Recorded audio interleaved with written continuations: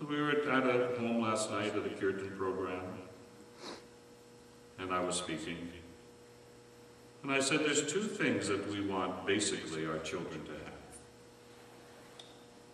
And there's two things that we basically want to have. And that's one is position, and the other is status. We push our children to succeed in school, to get their diplomas, to get their credits and all those things. Because we want them to grow and to have position, and we want them to have status. But we have to ask ourselves sometimes a question: did we give them position and status in their spiritual life? Because that's really our success as parents. We can give them all the position, we can give them all the status, we can pay for their schooling and do all those kinds of things. We've all done it, we're all doing it now as parents. Because we want them to grow and have position and status and be successful.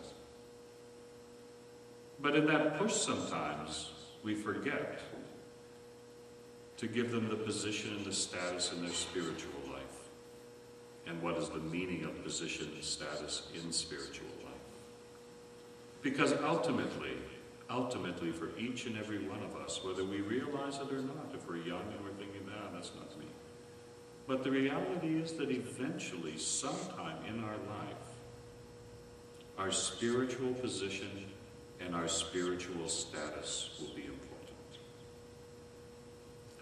And Guru raises us to have position. And Guru raises us to have status. And that's the biggest tragedy, and it's not only just within our Sikh faith.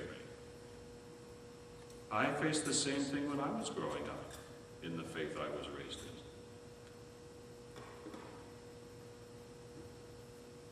They wanted me to have position and status spiritually, but they didn't have position and status spiritually. They wanted me to go to temple, but they didn't go. They put me in after-school programs to be trained in my spiritual, but they didn't know how to support it in me. But they tried, and probably that's why I'm here with you.